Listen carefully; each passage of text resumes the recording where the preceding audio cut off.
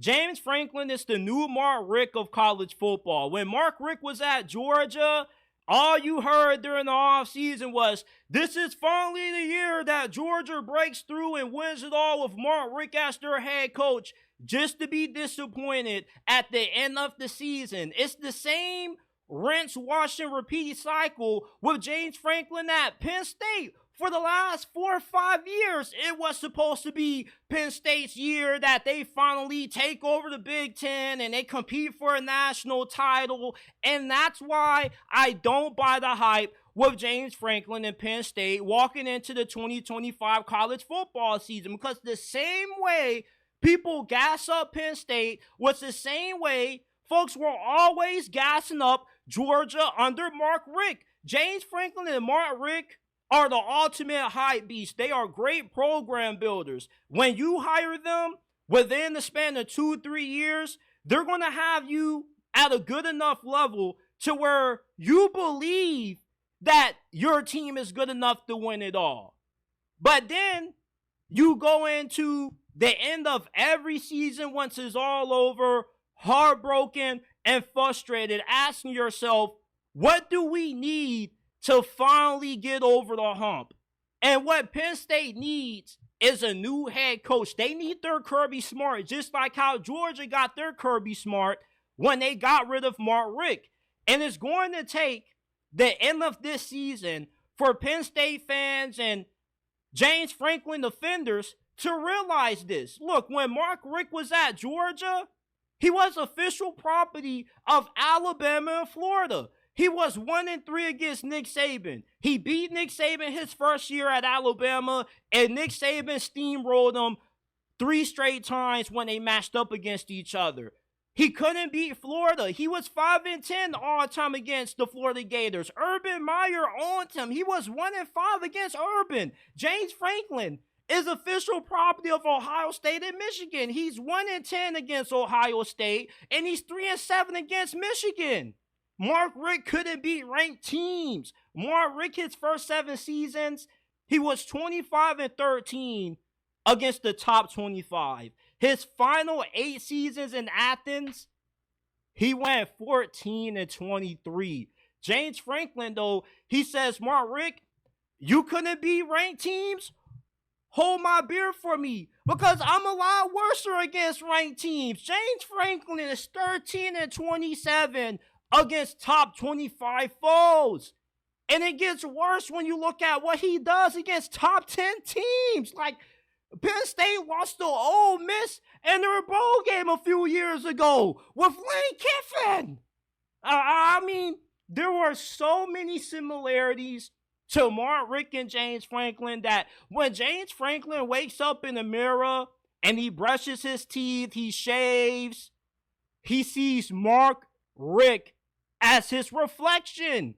I don't get how you guys can't see this comparison, but yet you continue to buy into the offseason hype train year after year after year after year with Penn State, just like how Georgia did. Georgia, for 8 straight years after Mark Richt's first 7, was telling themselves, we're only a few pieces away. We only got to beat Florida and Alabama. We can get over the hump, and they never were able to do that. They do the same thing with James Franklin. Oh, James Franklin didn't have everything necessary to beat Ohio State and Michigan.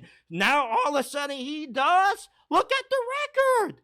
You are what your record says you are. We've seen coaches win with a lot less. Kalen DeBoer beat Dan Lanning twice his final season at Washington. He got Washington to the national championship game. Washington doesn't have nowhere near the resources as what Penn State has. Washington didn't recruit nowhere near the level that Penn State has under James Franklin. And yet, Kalen DeBoer in 2 seasons at UW turned that program into a national championship finalist.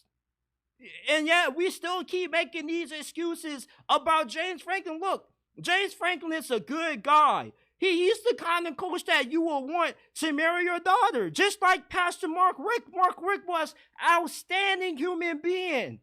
That's probably why it took Georgia a lot longer to fire him than what it should have had, because he's just too nice of a guy to fire, just like James Franklin. But eventually, rubber meets the road, and Penn State is going to realize at the end of this season that James Franklin has a ceiling that he has already reached. Look, you are not going to have an easier path to winning a national championship if you're Penn State as what you did last season. You lost to Oregon in the Big Ten championship game and got blessed with your first two CFP games being a home game against SMU and Boise State in, the second round.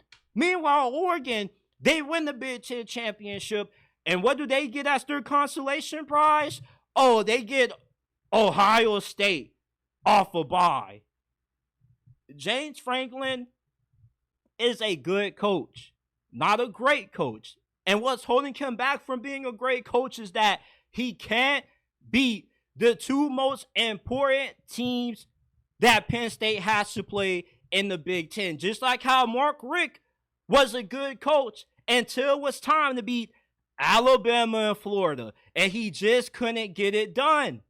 And when Georgia rolled the dice and they moved on from Mark Richt, because the thing with James Franklin is, well, he's a good coach. It's so hard to move on from a coach that consistently wins 10 games. Mark Richt had 10-win seasons for 10 out of the 15 years he was at Georgia.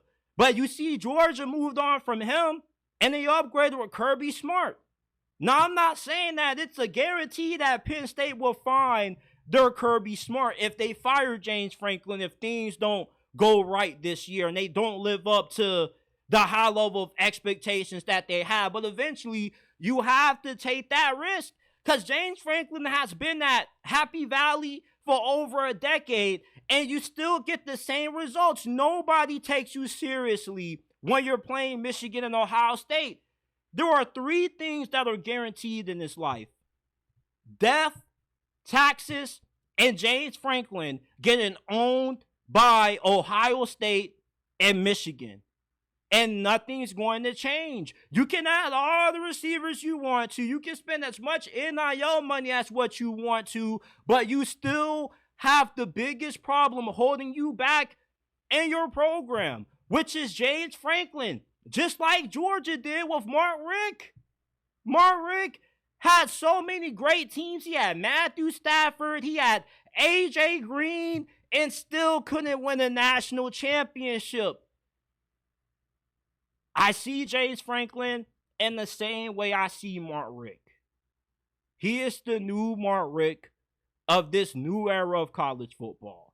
He's a good coach, but not great. And that's why Penn State will continue to come up short, and that's why they once again will underachieve